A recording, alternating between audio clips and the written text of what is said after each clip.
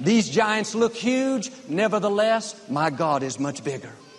Medical report says I'm done. Nevertheless, nothing can snatch me out of God's hands. I've been single a long time. I don't think I'll ever meet the right person. Nevertheless, I know a divine connection is headed my way. Or perhaps the specialists, the experts say that my spouse and I can't ever have a child. Nevertheless, I believe there's a baby that already has my name on them. This is what Abraham did. God gave him the promise that he and his wife Sarah would have a baby. In the natural, they were way too old. Sarah had already gone through the change of life. This would defy the laws of nature. In fact, when Abraham told her what God said, the scripture says that Sarah laughed. It was so far out in her mind, she thought it was funny. She said, "Oh, yeah, right, Abraham. You and me have a baby? I don't think so. We're way too old." Has God ever put something in your heart so big, seems so unlikely, your first thought was to laugh? He whispers in your spirit, one day you're going to live in that nice neighborhood. You're going to lead your company in sales. You're going to write that best-selling book. You're going to see your whole family come to know the Lord. You're going to marry somebody fantastic. On the surface, it seems so far out. We think, oh yeah, right, that could never happen. When Abraham heard Sarah laughing, he could have gotten discouraged. Thought, yeah, right, what was I thinking? Let me come back to reality. Man, I'm way too old. If he would have looked at it only logically, practically, realistically, he would have given up.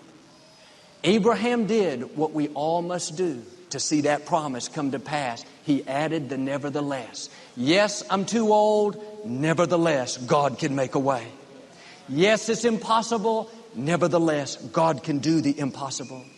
Yes, it defies the laws of nature. Nevertheless, God supersedes the laws of nature.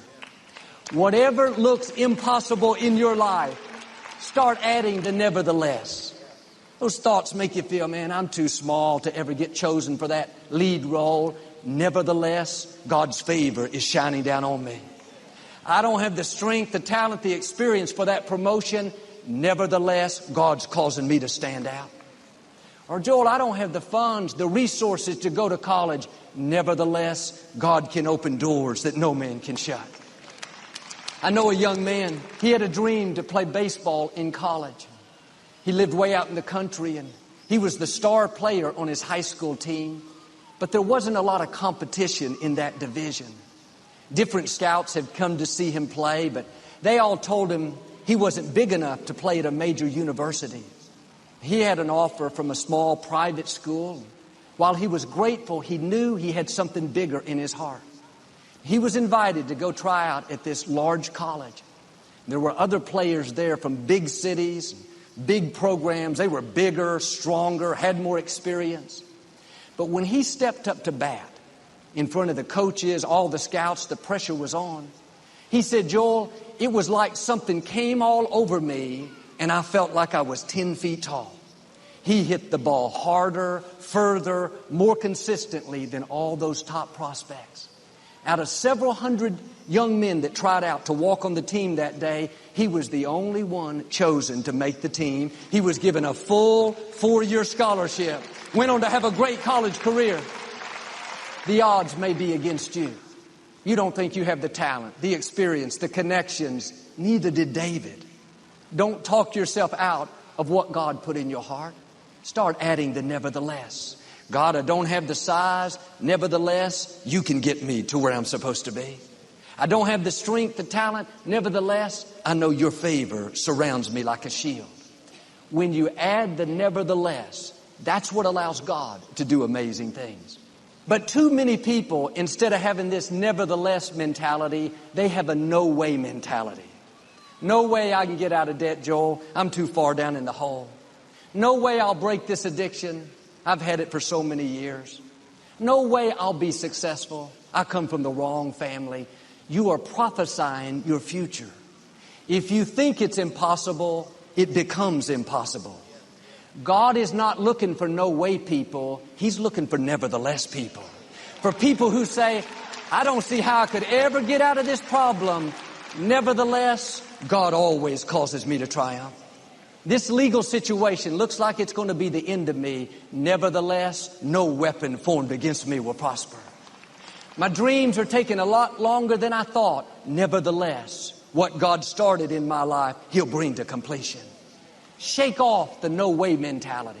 Have this nevertheless mentality. In the Old Testament, the Israelites were camped right next door to the Promised Land.